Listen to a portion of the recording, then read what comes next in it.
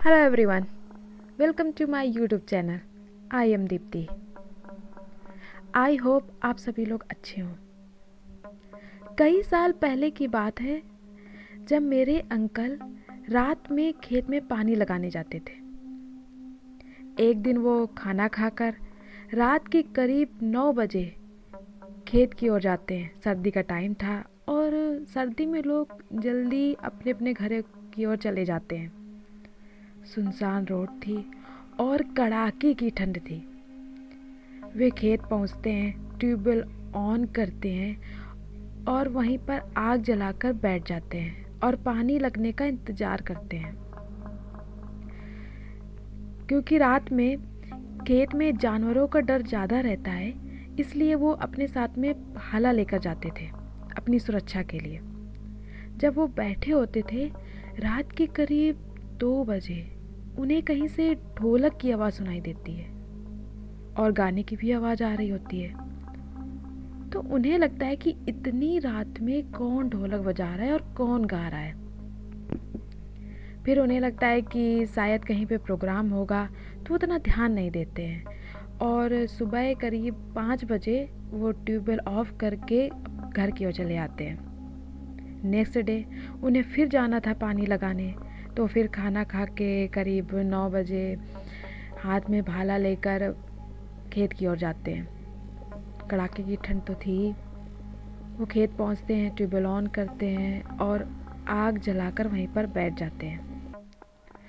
वो इसलिए नहीं सोते हैं क्योंकि बीच बीच में ध्यान देना पड़ता है कि पानी सही जगह जा रहा है या नहीं। फिर से रात के करीब 2 बजे उन्हें सेम ढोलक की आवाज़ और गाने की आवाज़ सुनाई देती है। आज वो जानना चाहते थे कि ये आवाज़ आ कहाँ से रही है और इतनी रात में कौन ढोलक बजा रहा है।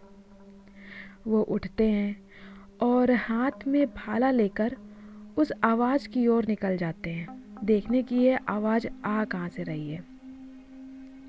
वो थोड़ी दूर जाने के बाद उन्हें दिखता है कि कुछ लोग, कुछ औरतें और कुछ आदमी ढोलक बजा रहे हैं और डांस कर रहे हैं। और उनके बीच में एक आदमी बैठा है जो अपने सर में गमछा बांधे होता है। वो उनका सरदार लग रहा था। मेरे अंकल उसी सरदार के पास जाकर बैठ जाते हैं और ये सारा प्रोग्राम देखते हैं। रात के करीब 3:30 बजे सारा प्रोग्राम ख़त्म होता है। वो लोग डांस करना बंद कर देते हैं और ढोलक बजाना। फिर वो लोग प्रसाद बांटते हैं। वो प्रसाद मेरे अंकल को भी देते हैं। मेरे अंकल भी वो प्रसाद वहीं पे खा लेते हैं। फिर सब लोग अपने अपने जहाँ से आए होते हैं, सब लोग वहीं चले जाते हैं। मेरे अंकल भी उठकर घर की ओर चले आते हैं। नेक्स्ट डे उन्हें फिर से पानी लगाने जाना होता है।